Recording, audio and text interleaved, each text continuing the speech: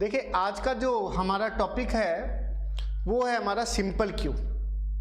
Q जो है, पहली बात जैसे मैंने आपको स्टैक बताया था वैसे आप क्यू के बारे में ये समझ लीजिए कि ये फीफो रूल के अकॉर्डिंग काम करता है।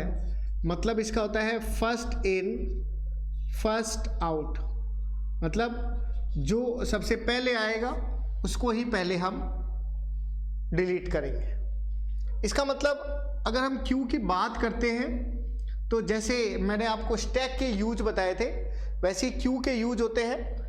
यूज क्या क्या रहते हैं, एक तो होता है अगर आप कीबोर्ड से कोई भी चीज़ आप इनपुट लेते हैं या प्रिंटर से अगर आप लोग कोई पेज प्रिंट आउट निकालते हैं या आप ऑपरेटिंग सिस्टम में प्रोसेस करते हैं।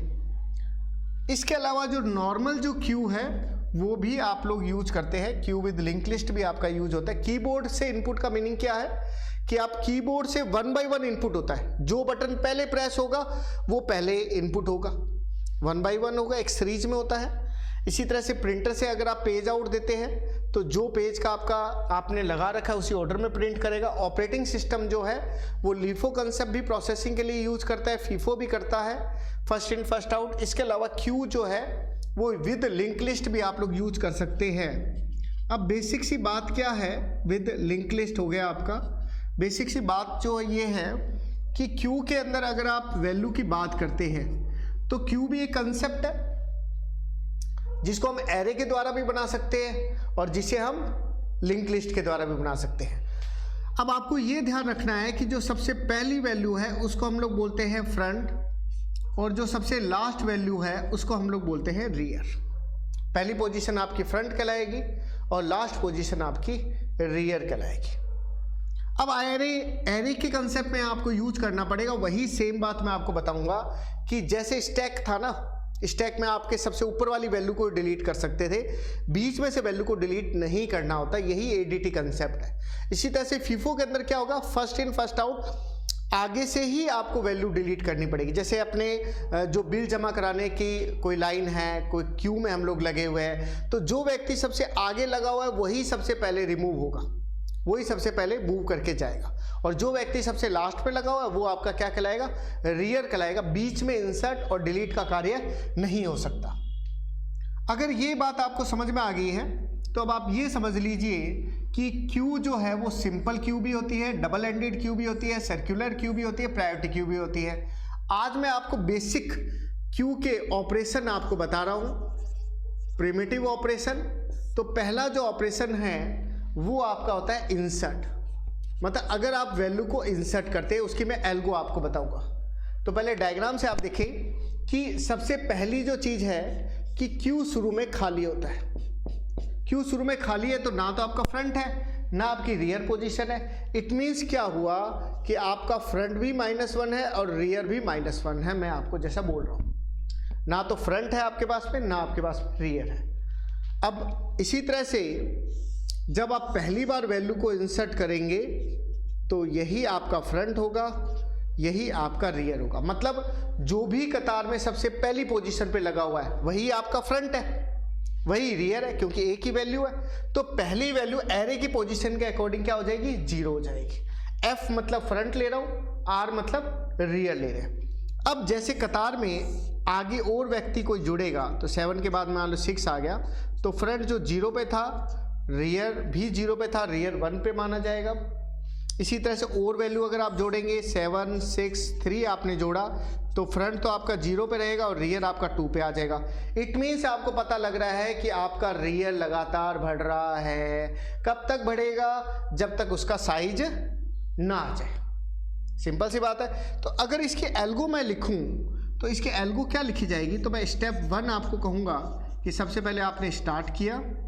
स्टेप 2 में आपने कहा कि यदि फ्रंट पूरा लिख लेना आप लोग, फ्रंट भी -1 है एंड रियर भी आपका क्या है, -1 है। दैट तो पहली बार जब रियर -1 है, फ्रंट भी -1 है, तो फ्रंट भी आपका 0 हो जाएगा और रियर भी आपका क्या हो जाएगा, 0 हो जाएगा। क्योंकि फ्रंट बोल दो या रियर बोल दो, उस पोजीशन पे वैल्यू आ जाए। मतलब अगर आप वैल्यू यहाँ डाल रहे हैं तो ये आपकी फ्रंट भी कहला सकती है और यही आपकी रियर भी कहला सकती है।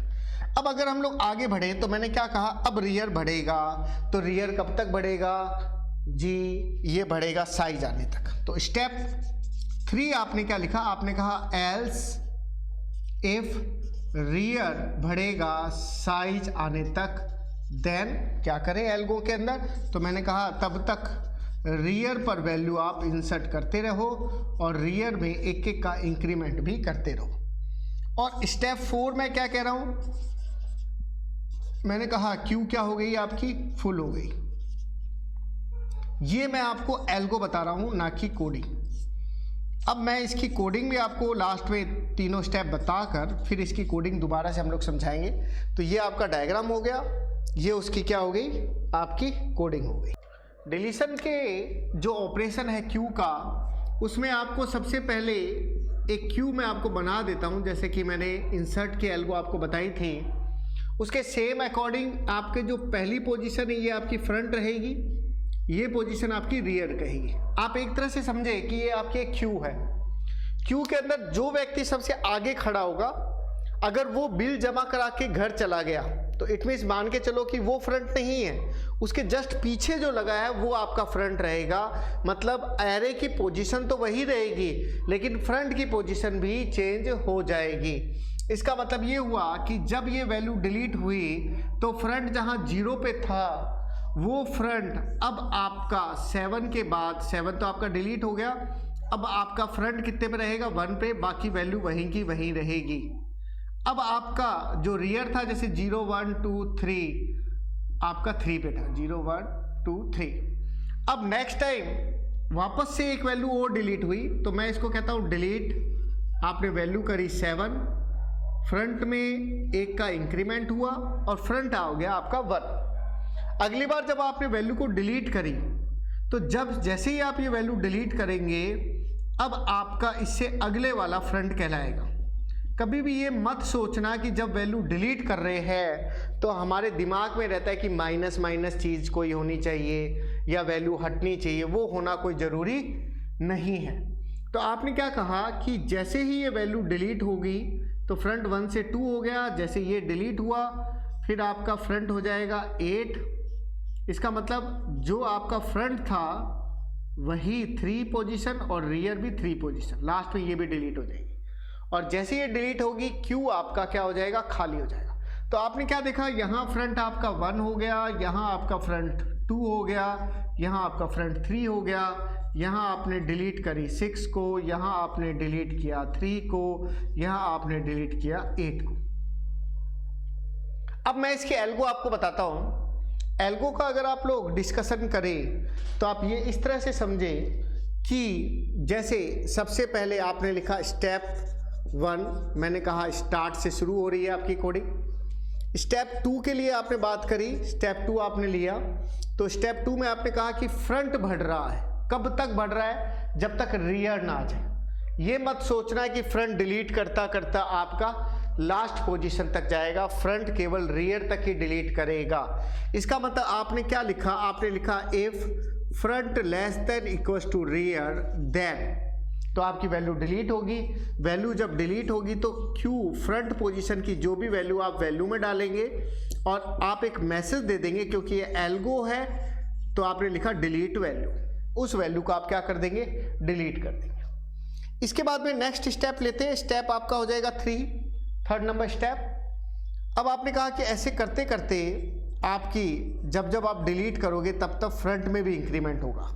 जैसे कि मैंने बताया कि फ्रंट 0 था, 1 होगा, 2 होगा, इंक्रीमेंट हो रहा है तो आपने उसमें क्या कर दिया, इंक्रीमेंट कर दिया। एल्स जैसे ही वो डिलीट खत्म होगा तो जैसे उसमें जो था वो था आपका क्यू क्या हो गया, ओवरफ्लो हो गया, और इसमें आप बोलेंगे क्यू जो है वो आपका खाली हो गया, एम्प्टी हो गया।